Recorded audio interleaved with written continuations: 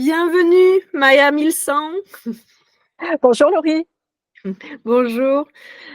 Alors Maya, je te reçois aujourd'hui pour échanger et j'avais envie déjà de commencer par te présenter.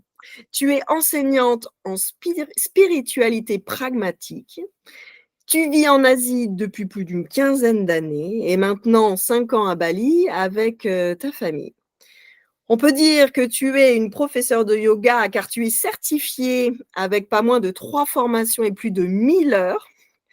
Et tu es également praticienne de Qigong thérapeutique grâce à 2 formations. Donc, voilà, on fait face à une personne expérimentée et je suis très heureuse aujourd'hui de partager ce moment d'échange avec toi et de pouvoir le partager également aux autres parce que tu as plein de belles choses à nous partager. Et je voudrais que l'on commence par cette question assez large mais qui me semble importante.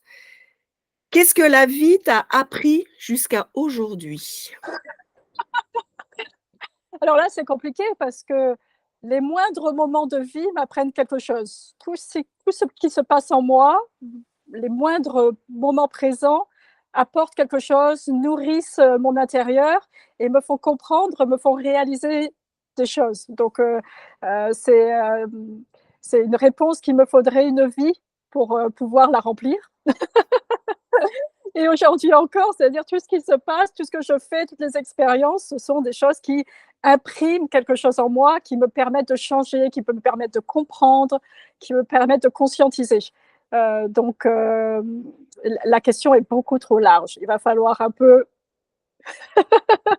Et justement, tu as dit un mot important, conscientiser, mettre de la conscience. Aujourd'hui, on a des vies à 2000 à l'heure, tout tourne très vite, on nous en demande beaucoup et on se met une certaine pression aussi sur soi, sur sa famille, sur son couple, enfin sur de nombreux sujets. Qu'est-ce que c'est de prendre conscience ou de mettre de la conscience sur ce qui se passe? Alors, ça commence d'abord par être présent.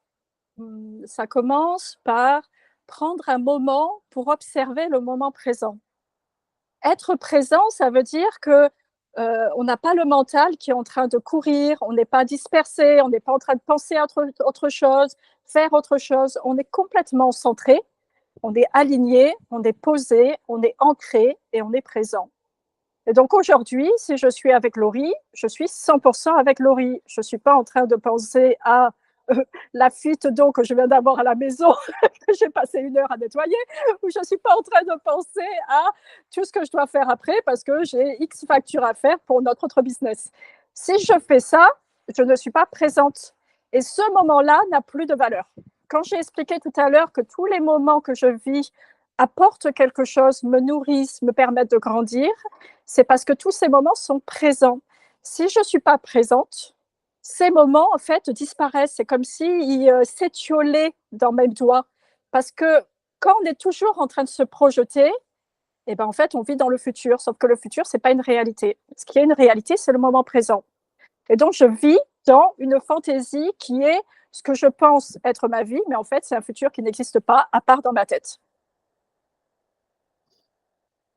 Donc, est-ce que ce que tu veux dire par là, c'est que le futur peut être quelque chose qu'on peut complètement finalement contrôler dans le sens où si j'ai des angoisses par rapport à l'avenir, si j'ai les angoisses par rapport à ma situation pro, perso, c'est le mental qui joue avec nous? C'est le mental qui joue 100%. Donc, en anglais, on dit c'est le monkey mind qui imagine des choses.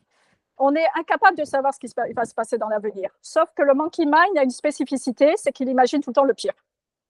Donc, en imaginant tout le temps le pire, on se retrouve dans des situations de panique ou d'anxiété. Et ça arrive quand on est tout le temps en projection pour l'avenir. Si je vis dans le futur, j'aurai beaucoup de chances d'être dans l'anxiété. Parce qu'en fait, comme ce n'est pas la réalité, je ne suis que dans l'imagination d'eux, et mon mental aime bien jouer avec ça. Il aime bien jouer surtout dans le négatif.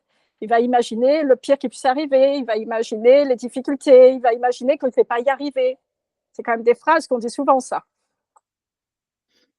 Et par rapport au passé alors? Alors, le passé, c'est Quand on différent est dans tout le... le temps dans le passé, tout le temps dans la nostalgie, parce que j'ai encore vu quelque chose passer sur les réseaux en disant, ouais, ok, on peut trouver de la joie dans le moment présent, mais on peut être aussi dans la joie quand on repense au passé, à des souvenirs agréables. Qu'est-ce que tu penses de ça? Alors, le passé, c'est ce qui forge notre présent, c'est ce qui crée notre présent. En fait, on est dans notre présent à cause de ce passé. Donc, il y a une réalité par rapport à ce passé. Sauf que le souvenir de ce passé, en fait, il est étiolé, il est un peu faux. Et souvent, en fait, on ne se souvient pas très bien. Nos souvenirs sont perdus, nos souvenirs sont mélangés, nos souvenirs sont limités. Donc, ces souvenirs, c'est aussi quand même, si on s'attache qu'à ces souvenirs, pas aussi, ce n'est pas une réalité non plus. Donc, qu'est-ce qui se passe? Ça crée des attachements. On est attaché à un passé, on est attaché et ça crée une énergie d'inertie. On est agrippé, on est englué, on n'arrive plus à avancer. Donc, quand on n'arrive plus à avancer, ça veut dire que, tu vois, on est accroché dans le passé. Et ça entraîne, alors ça entraîne plus des situations, des états dépressifs, des états de tristesse, parce que à cause de cette attache, en fait, tu vois, tous ces attachements, et on se retrouve à porter beaucoup de poids. Donc souvent, ce sont des gens qui vont se retrouver, alors que les gens qui sont tout le temps dans le futur sont souvent hyper actifs, beaucoup dans le faire, beaucoup dans l'activité, beaucoup donc physiquement, tu peux le voir d'ailleurs, tu vois, le corps réagit à ça. Alors que les gens qui sont dans le passé, souvent, tu as beaucoup d'inertie, beaucoup de poids, le corps est beaucoup plus lourd. Donc, tu vois en fait ces attaches ou cette façon de marcher très vite vers le futur sans être présent. Donc le corps le corps, on entend là quelque chose, et moi c'est quelque chose que j'aime beaucoup parce que quand la première fois j'ai pris contact avec toi, c'était vraiment ma demande. Il y avait quelque chose. On parle beaucoup de connexion à soi, de ressenti et de connexion au corps, et pour moi c'était complètement quelque chose de flou. Je comprenais pas ce qu'il y avait derrière ça. Et tu as une phrase que j'aime beaucoup: la réalité est dans le corps. Et avec tout ce que tu viens de nous partager, est-ce que tu peux nous expliquer un petit peu en quoi le corps est notre réalité, en quoi il nous rattache au moment présent et en quoi le corps est fabuleux, en Alors, le quoi corps, voilà, il a l'air si important aujourd'hui par alors rapport quand on au dit, moment. ouais, quand on dit le corps, ça peut porter à confusion parce qu'on a plusieurs corps. Donc là, toi, tu parles du corps physique, de la matière. Moi, j'aime beaucoup parler de la matière.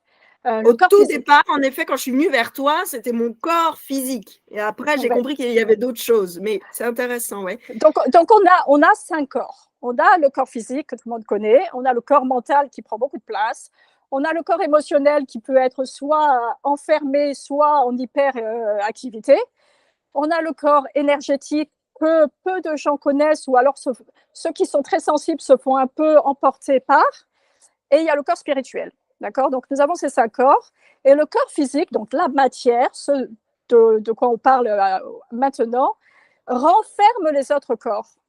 C'est le contenant de tout le corps, c'est le contenant de tout ce qu'on est, le corps physique, la matière. D'accord? Donc cette matière, elle est complètement liée, profondément liée avec, j'aime beaucoup faire ce geste, avec les 5 corps. Donc les 5 corps sont profondément liés les uns Ah, aux autres. alors, juste le geste, c'est que, parce que du coup, vu qu'on est sur un audio, en fait, tu croises les mains, c'est ça? Je croise Les les doigts. doigts ensemble pour montrer que les 5 corps sont intimement liés. Et donc, quand un des corps voit un changement ou subit une empreinte de l'extérieur, ça impacte ce corps-là, mais ça impacte après les autres corps par impression. Donc, ton corps physique, il réagit à ce qui se passe dans le mental, dans l'émotif, dans l'énergétique.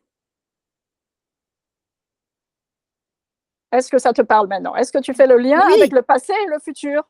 Donc, comment tu vis, soit dans le passé, soit dans le futur, dans le présent, va créer aussi un impact, va façonner la matière en suivant le mental, les émotions, les énergies. Oui, oui, non, ça me fait penser justement à ce qu'on avait échangé sur le fait que moi, donc aujourd'hui, j'ai quand même une perte de poids importante depuis 2 années. J'ai perdu pas loin de 15 kilos et j'avais vu en fait, lorsque j'étais donc pas ancrée dans ce moment présent, en fait, mon corps, et c'est ce que tu m'avais transmis, c'est que mon corps s'était densifié, la matière se densifie pour quelque part nous protéger de tout ce qu'on est en train enfin, on se fait challenger, bousculer. Donc, l'exercice en fait que l'on peut faire, et ce que tu proposes toi dans ton regard et dans tes accompagnements, c'est de se recentrer justement sur ce moment présent pour réaligner l'ensemble des corps, ou en tout cas que ça soit beaucoup plus fluide, pour que du coup notre corps physique revienne à sa morphologie, on va dire, je ne sais pas, quel est le bon mot? Qu'est-ce que je peux dire par rapport à notre corps physique? Alors, je dirais retrouver une harmonie et une connexion entre les corps. Parce que tes Ok. 5 corps, s'ils sont dispersés, ou s'il y en a un qui est beaucoup plus actif que les autres, il y a une désharmonie qui se crée. D'accord, nous sommes 5 corps, c'est un fait. On peut rien faire contre ça. Et soit on travaille avec ces 5 corps, et 5 corps travaillent ensemble, vivent ensemble, évoluent ensemble, bougent ensemble, soit ils se déconnectent, et c'est là où les problèmes commencent à arriver. Donc, en l'occurrence, par rapport à ta taille, par exemple, par rapport à ton poids, quand le corps énergétique est faible, le corps physique est obligé de prendre sa place. Parce que notre corps énergétique est plus vaste que notre corps physique. Il va au-delà de notre corps physique. Donc, par exemple, autour de moi, c'est ce qu'on appelle l'aura. Les gens connaissent l'aura, donc ça tombe bien. Donc, cette aura, c'est la projection de mon énergie autour de moi. Mais c'est moi encore. C'est ce qui m'appartient, c'est moi. C'est moi, mais c'est mon corps énergétique.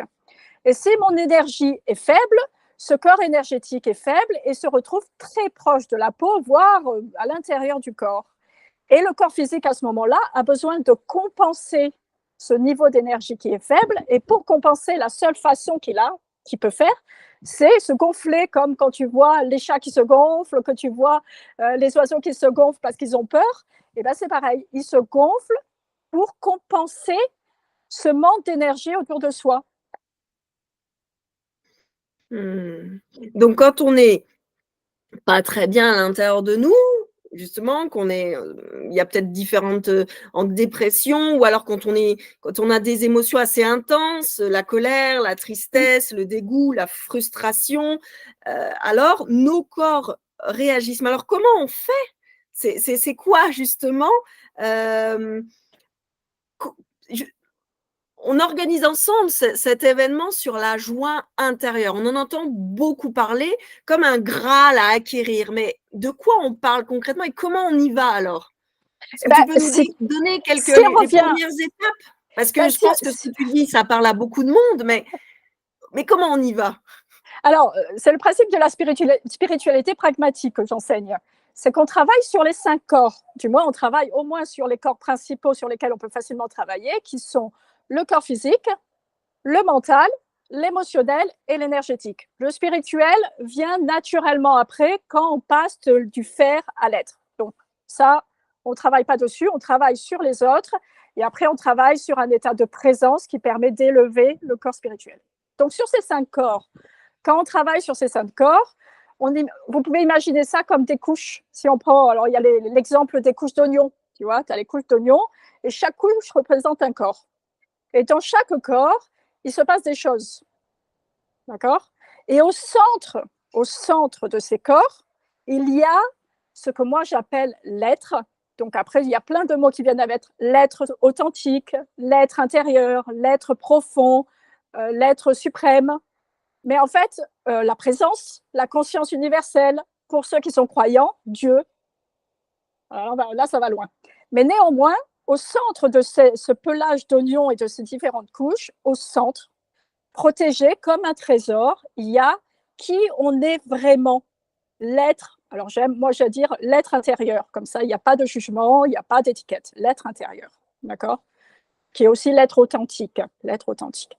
Cet être authentique, il est, de par sa nature, il est amour, joie, paix, et ainsi de suite. Donc, toutes ces magnifiques émotions qui sont extrêmement fortes, qui sont extrêmement avec une fréquence énergétique très haute, sont la nature intrinsèque de l'être authentique. Donc, on a déjà ça en nous, en fait. C'est ça, c'est pour ça qu'on appelle ça la joie intérieure. On a tous en nous la joie intérieure. Ça, c'est fondamental à comprendre. Mais cette joie intérieure s'est retrouvée enfermée, cachée, coincée à l'intérieur de ces couches corporelles. Et dans ces couches corporelles, donc le corps physique, émotionnel, mental, énergétique, dans ces couches, il y a eu des empreintes. Donc la vie, tous autant que nous sommes, vivons, avons des expériences, rencontrons des gens, avons des traumas aussi. Tout ce qui nous arrive crée une empreinte dans notre corps, dans la matière et dans nos différentes couches corporelles. On a des empreintes, d'accord, de tout ce qu'on a vécu. Ça fait beaucoup, hein. Il y a des empreintes qui sont superficielles et qui sont légères et qui d'elles-mêmes se délient et disparaissent. Mais il y a des empreintes, et plus c'est vieux et plus ça a été traumatisant, et plus ces empreintes sont profondes, ancrées, cristallisées, enfermées. Autour de ces empreintes, tout le système corporel s'est façonné ou s'est organisé. Donc, les corps se sont organisés autour de ces empreintes. Donc, nous avons à l'intérieur de nous de multiples empreintes qui viennent de notre passé, d'accord, et qui créent un système. Donc, si par exemple, j'ai vécu dans mon enfance une situation, mais qui n'est pas forcément un grand trauma, ça peut être juste une petite situation où j'ai eu peur, par exemple, d'un film. Rien d'incroyable. Mais j'ai vu un film, j'étais trop jeune, j'ai pris peur. Cette peur est restée en moi et je me suis imprégnée, ou du moins, il y a eu une empreinte de cette peur en moi. Et pour pouvoir organiser le reste du système et pour pouvoir continuer à vivre avec cette peur, j'ai créé des automatismes, j'ai créé des systèmes pour passer au travers, autour de cette peur. Donc, par exemple, j'aime plus les films d'horreur. Ah non, je déteste les films d'horreur, c'est une horreur. Tu vois, ça peut être plein de moyens, en fait. Et après, tu as des moyens qui sont de plus en plus surprenants, parce que de plus en plus éloignés de l'empreinte. Et ça nourrit, et ça, c'est important, c'est que toutes ces empreintes et tous ces systèmes qui ont été mis en place pour faire avec, ça nourrit notre inconscient. Et donc, aujourd'hui, quand vous avez des réactions d'émotions, par exemple, d'un coup, vous vous mettez en colère parce que votre mari a dit quelque chose et la première réaction, c'est la colère qui monte. Ce n'est pas à cause de votre mari. C'est à cause d'une empreinte passée qui a créé un système de protection. Pour me protéger, quand mon mari, en l'occurrence, le mot en anglais, c'est trigger, et j'arrive plus à me souvenir du mot en français, mais trigger cette émotion en moi, ou alors vient titiller. Ça te pique, quoi. Ça vient te trigger, ça vient te piquer. Ouais, titiller, ouais. Ça vient titiller cette empreinte qui est cristallisée en moi.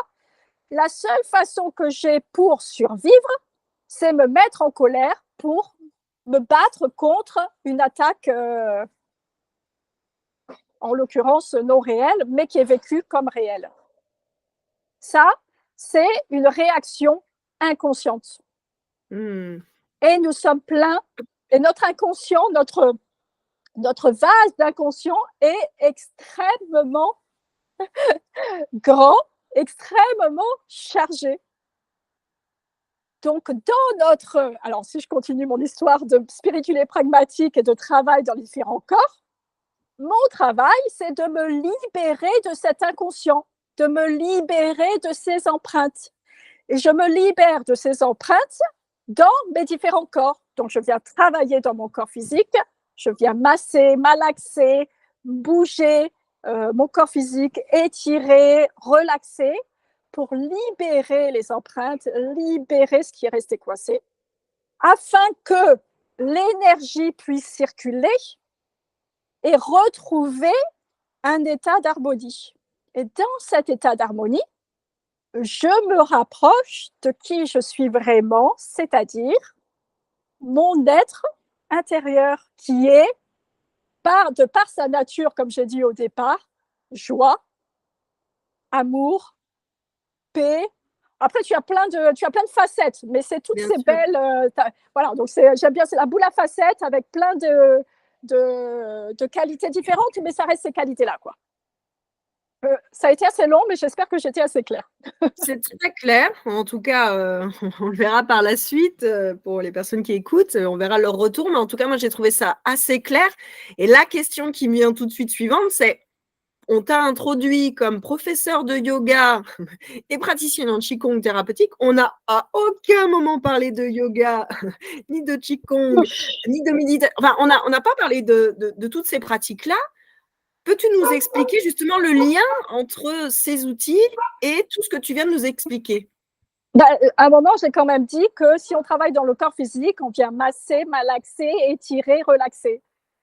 En fait, le yoga est un moyen comme un autre, c'est-à-dire que vous avez d'autres pratiques possibles, pratiques physiques avec une connexion corps-esprit, qui permet de venir créer un espace intérieur. Parce que notre corps, dans ses empreintes, il vient se tendre, il vient s'enfermer, il vient se réduire. Et donc, dans notre pratique physique, quelle qu'elle soit, ça peut être du qigong, ça peut être plein de choses, hein, ça peut être de la danse aussi, ça peut être moi, je suis tombée dans le yoga et le yoga m'a offert cette spiritualité et j'en suis très heureuse, mais ça peut être autre chose. Donc, je ne suis pas du tout enfermée sur ça. Mais personnellement, tous les matins, quand je fais ma pratique de yoga, c'est avec cet objectif. Qu'est-ce qui se passe dans mon corps? Qu'est-ce que mon corps enferme? Et qu'est-ce que je peux faire pour libérer ces émotions, ces souvenirs, ces images, ces énergies qui sont bloquées à cause de ce qui m'est arrivé dans le passé, comme tout le monde. Et c'est là où le yoga prend son sens. Tout le yoga, alors quand moi je dis yoga, c'est avec un grand Y. Ça inclut les postures, la respiration, la méditation, ou du moins le processus méditatif, et la philosophie. Ok.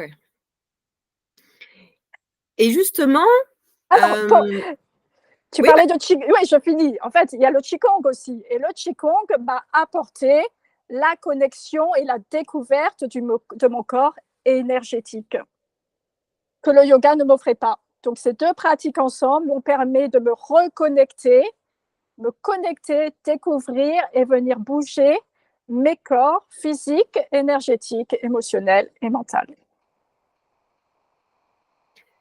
ok. Et donc justement, une fois qu'on a entendu tout ça, on a entendu d'où ça part, ce que c'est la spiritualité, du coup, que tu appelles pragmatique, et puis on entend les moyens, les canaux, le yoga avec un grand Y, le qigong qui t'a amené vers justement la connaissance du corps énergétique, entre autres. Mais comment on vit ça? Quelle est l'expérience que l'on peut vivre lorsqu'on est avec toi? Tu viens justement le 29 juin, donc à Aix-en-Provence, toute une journée lors de ton passage en France. Donc, on va avoir le plaisir pendant une journée d'échanger, de pratiquer sur le thème justement de la joie intérieure. Peux-tu nous expliquer ou éventuellement nous dévoiler quelle expérience tu penses que les participants vont vivre grâce justement à tout ce que tu nous as introduit là? Alors là encore, c'est compliqué parce que tout cheminement est unique. Toute vie est unique. Donc, chacun des participants va arriver durant cette journée avec sa propre vie, avec ses propres expériences, avec sa propre sensibilité, avec ses propres connexions. Et donc, à partir de là, alors, il y a des lignes directrices, mais les outils réellement utilisés à ce moment-là dépendront des participants surtout. Mais ce qui est sûr, c'est que on va venir d'abord, de toute façon, on ira travailler un petit peu sur le système nerveux, toute personne qui arrive dans un événement, potentiellement, ils sont arrivés en voiture, ils sont peut-être un peu stressés, il y a la semaine de travail qui accompagne tout ça. Donc, on vient d'abord libérer le système nerveux, on vient basculer du système nerveux sympathique, qui est le système nerveux de stress, à un système nerveux parasympathique de relaxation. Donc ça, c'est des pratiques qui sont extrêmement simples. Quand on les connaît, ça s'applique instantanément et avec une facilité déconcertante. C'est que moi, quand j'entends les gens qui disent non, mais je gère mon stress, mais tu es stressé ou tu n'es pas stressé. En fait, le système nerveux automatique, il est simple. C'est-à-dire qu'il est soit actif, soit pas actif. Il est soit stressé, soit en relaxation. Et donc, c'est des circuits différents. Il y a le circuit court pour l'état nerveux de stress et tu as le circuit long pour l'état nerveux de relaxation.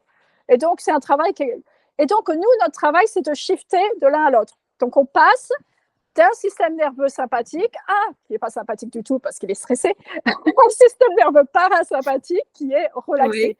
Oui. Et donc, on commence avec des pratiques pour apprendre justement ce bouton on-off. Je suis capable, en fait, de passer à un état de stress à un état de non-stress. Je suis capable de ça et j'ai pour ça des outils.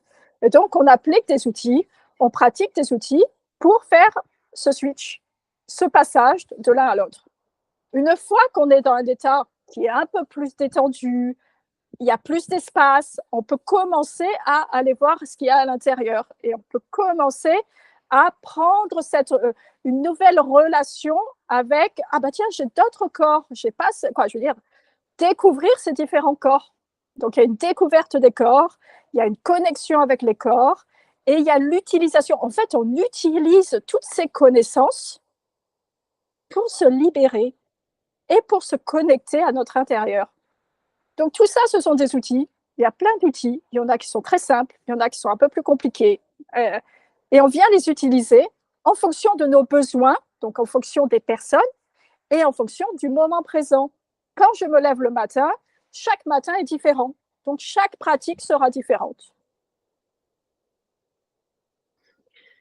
Ok, donc du coup, l'idée vraiment, et c'est là où on est assez en phase, c'est que je peux repartir de cette journée avec des outils en fait, déjà, je pioche ce qui m'intéresse parce que tout ne va pas à tout le monde, que ça soit de la respiration, du yoga.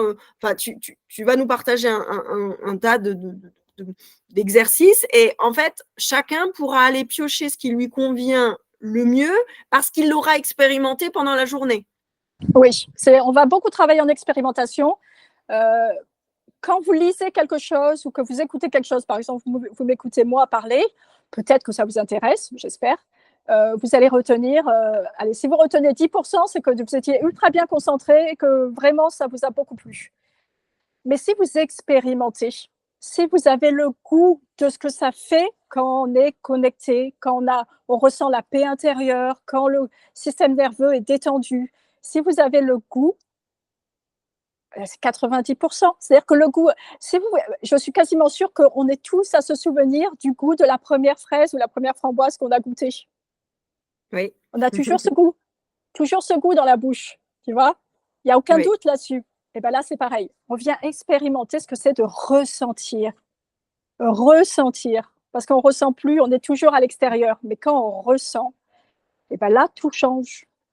On crée une relation intime avec soi-même, avec son propre être. J'aime bien ce mot ressentir, parce que souvent, c'est ce que j'échange en accompagnement, en psychopédagogie, on travaille le cognitif, l'émotionnel et le relationnel. Donc, on travaille sur les corps émotionnels et le corps mental dont tu as parlé, mais bien souvent, pour aller justement travailler sur les émotions et sur le mental, on a besoin de prendre un temps et de s'arrêter et d'aller ressentir. Et c'est là où je trouve que toute ton approche est très complémentaire et moi, en tout cas, m'a énormément nourri personnellement.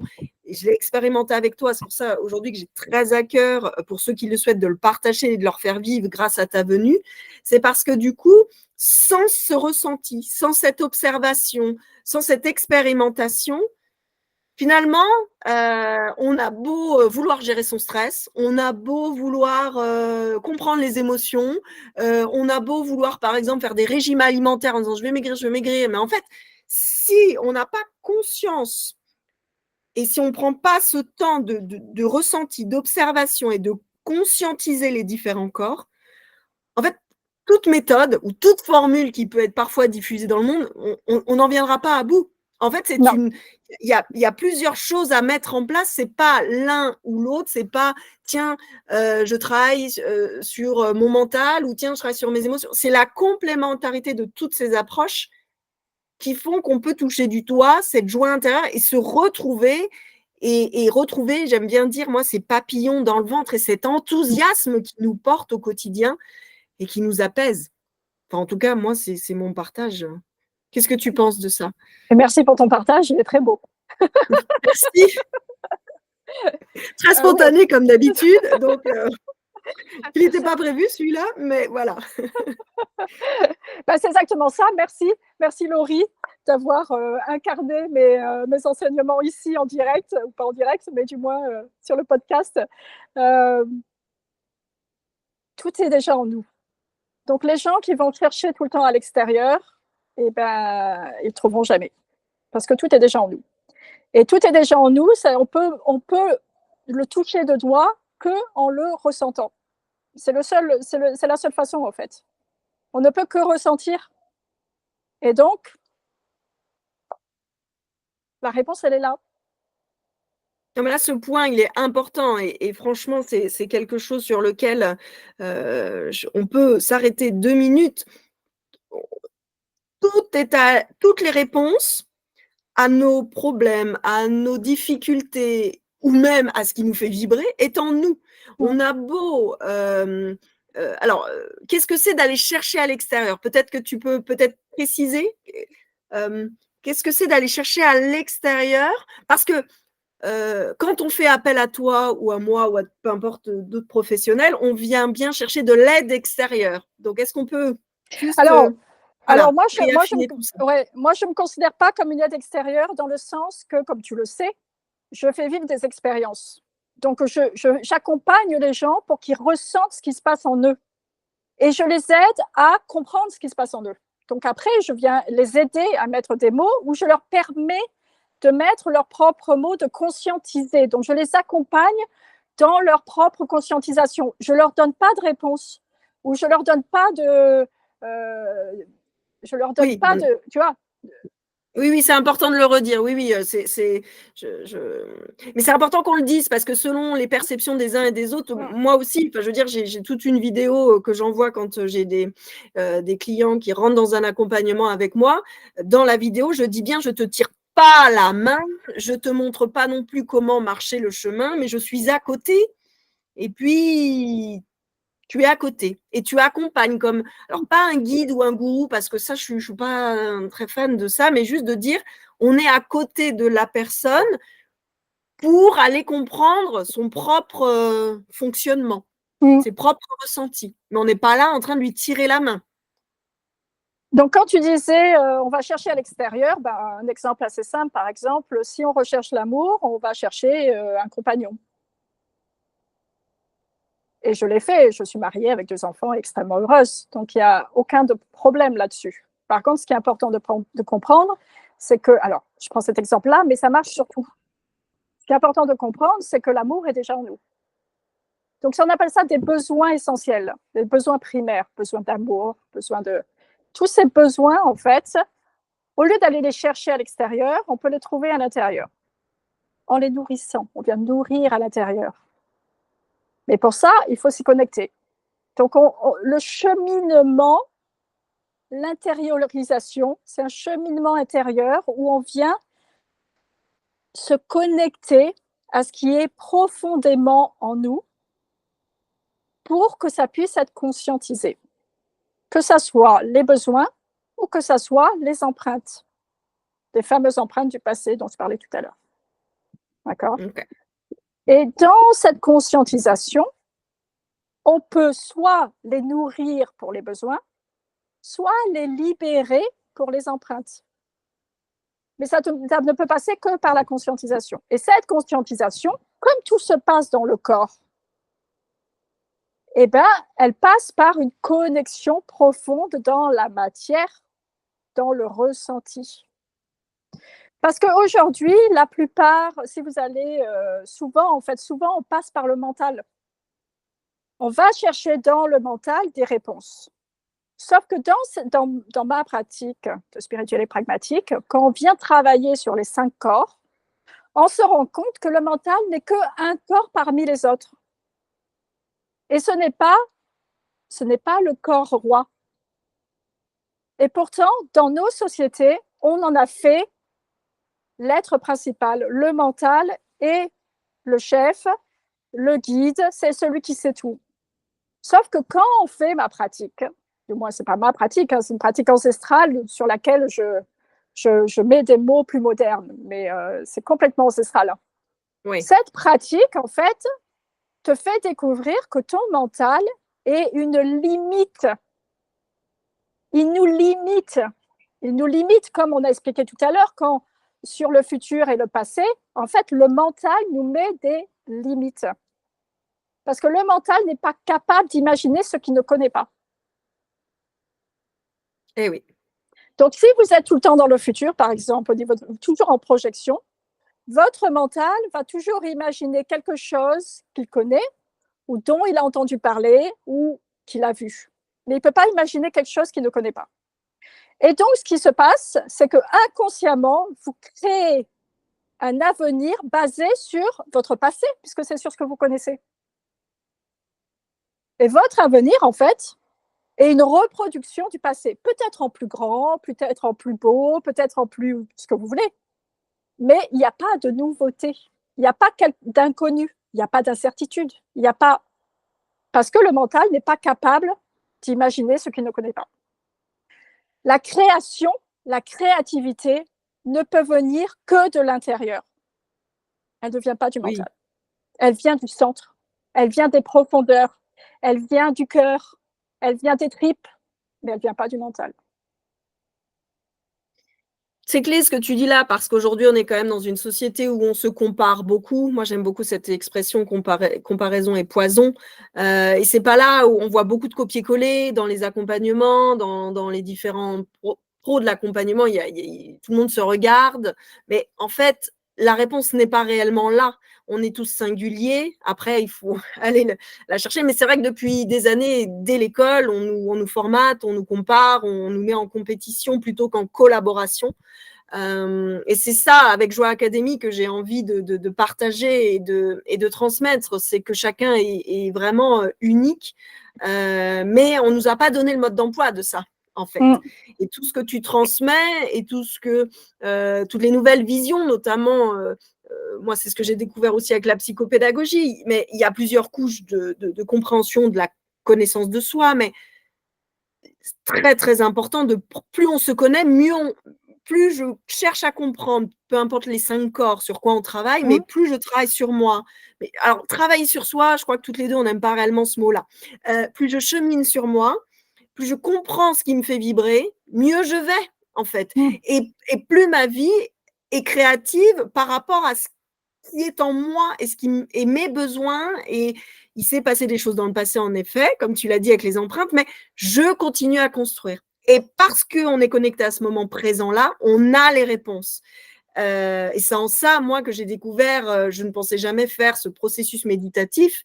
Je m'étais jamais posé plus de 30 secondes, je pense, et même 30 secondes, je suis assez gentille avec moi-même. Mais ensemble, tous les vendredis, toi, tu proposes un groupe de méditation, et donc ensemble, collectivement, aujourd'hui, j'arrive pendant 7 minutes à réaliser ce processus méditatif et à essayer de faire taire mon mental. Et c'est là où parfois on a des réponses à des questions.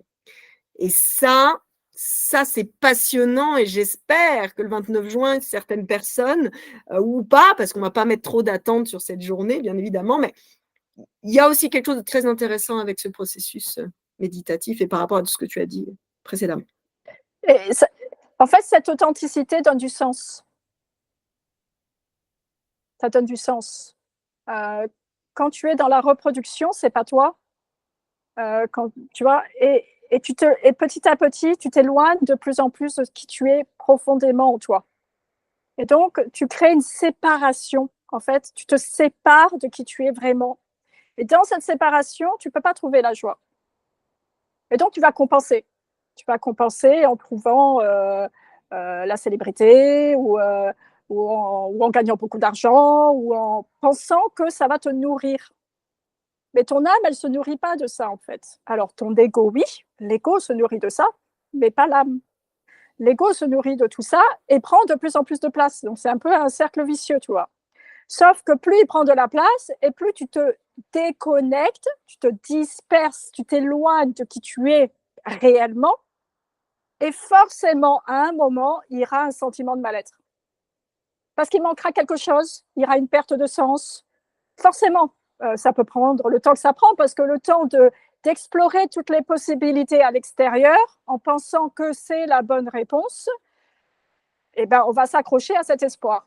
Mais à un moment, ça reviendra en plein fouet avec, mais en fait, je suis perdue. Une perte de sens, une perte de repères, une incompréhension. Tu vois?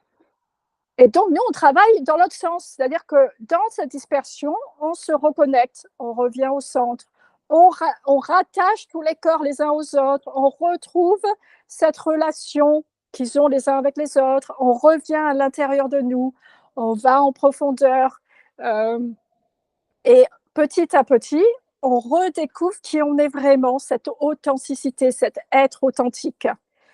Et dans le processus, on le laisse s'épanouir, on le laisse grandir, on devient nous-mêmes et on se retrouve face à des situations où on a des certitudes.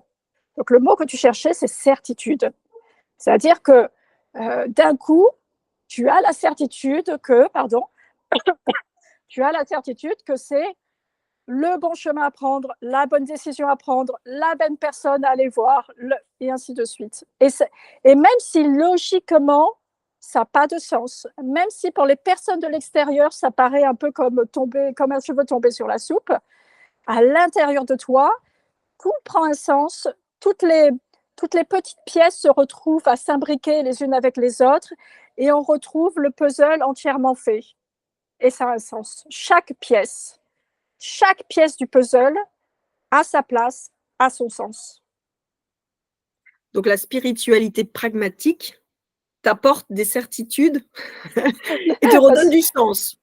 Oui, la spiritualité pragmatique te permet de jouer avec ton puzzle de la vie. C'est très beau. C'est très, très beau. On a dit énormément de choses et je crois que de ce que tu viens de dire, retrouver du sens et ce puzzle de la vie reboucle la première question justement sur ce moment présent. C'est dans le moment présent qu'on comprend en fait ce qu'on a en nous. Donc merci beaucoup pour tout ce partage. Mais avant qu'on se quitte, j'ai une question. Est-ce que tu peux me partager ou nous partager, pardon, un mot que tu détestes et un mot ensuite que tu aimes et pourquoi? Alors que je déteste, c'est il faut que. Je déteste il faut que. Et en fait, on s'est rendu compte dans ma famille, par exemple, qu'on l'utilise tout le temps et pour tout. Et pour tout, c'est-à-dire, et donc on perd la notion d'importance et de qualité dans ce qu'on fait. Il faut que j'aille aux toilettes, il faut que je fasse à manger, il faut que j'aille travailler, il faut que je fasse mes impôts, il faut que je fasse mon yoga, il faut que j'aille marcher sur la plage. Et donc tout se mélange, il n'y a plus de hiérarchie, il n'y a plus de compréhension du besoin derrière. Non, je dois faire mes impôts, malheureusement. Ah oui, il faut que j'y pense, c'est bientôt. Je dois faire mes impôts. Mais par contre, je rêve d'aller marcher sur la plage. Le yoga, la question ne se pose même pas parce que c'est une obligation de connexion par rapport à moi. Donc, je fais mon yoga, il n'y a même plus de verbe, c'est je fais ma pratique. Tu vois? Et donc, tous les besoins et l'action retrouvent leur dualité par rapport à quel besoin vient quelle action. Et ça a plus de sens. Donc, il faut qu'un jour, j'ai dit à la famille, je ne veux plus l'entendre. Je ne veux plus entendre ça, donc c'est interdit. Ça Il faut aide me trouver beaucoup. d'autres mots. Ça aide Donc, beaucoup.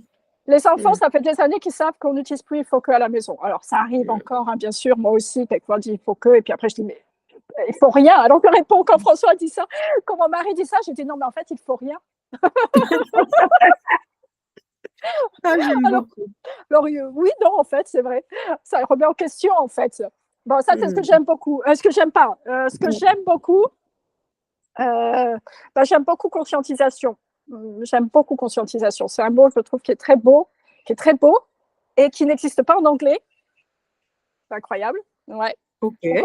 On conscientise pas en anglais. Alors, quel est le terme que vous utilisez en anglais? Il n'y a pas de terme. Il n'y a pas de terme. Ok. Mais quand tu dois l'expliquer en anglais, comment tu... c'est bringing into consciousness. So I bring into consciousness something that was blocked in unconsciousness, which was unconscious. Apporter, aller vers la conscience. Okay. Merci. Merci à toi. Ce que je voudrais partager, c'est que, bon, nous, on se connaît maintenant depuis 2 ans, je crois.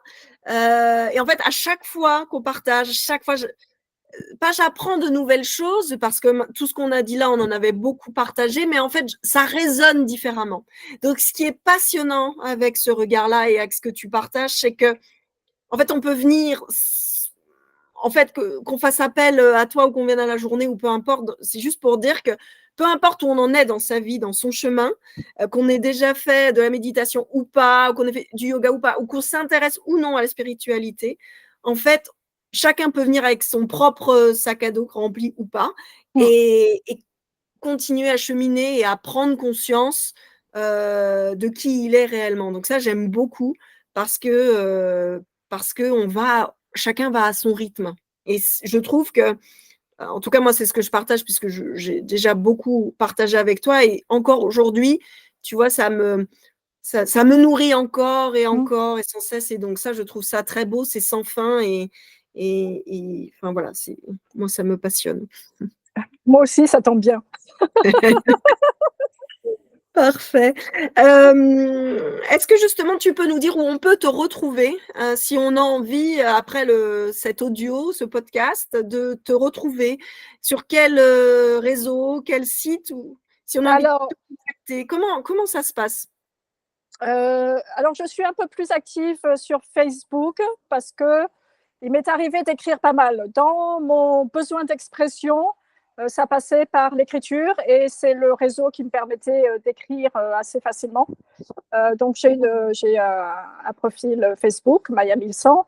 J'ai aussi un profil LinkedIn sur lequel je partage les choses similaires à Facebook. Je ne suis pas très active sur Instagram parce que j'utilise moins les photos. Je commence à utiliser les vidéos, mais c'est récent, c'est tout récent. Et sinon, je fais des accompagnements, tu le sais, hein, je fais des accompagnements en ligne. Donc, même si je suis à Bali, j'accompagne surtout les gens en France, puisque je viens nourrir les gens qui vivent en France avec toutes ces magnifiques énergies et cette spiritualité que j'ai découvert ici à Bali. Donc, j'offre en fait une partie de ça aux gens qui sont en Europe. Donc, je travaille en ligne et je viens régulièrement en France. C'est pour ça qu'on peut faire des journées ou plus si affinité. Merci beaucoup. De toute façon, associé à l'audio, je mettrai les références dans le descriptif, comme ça, voilà, si les personnes veulent en savoir plus, je mettrai tout ça par écrit. En tout cas, encore merci beaucoup pour ce partage si généreux de ta part. Merci Laurie. J'ai beaucoup aimé réaliser ce premier audio. C'est une première fois pour moi et vraiment, c'était un honneur de le faire avec toi parce que tu as donné, partagé, transmis. Sans te poser de questions, c'est un bonheur. Donc, merci beaucoup. Merci à toi, Laurie. À bientôt. À bientôt.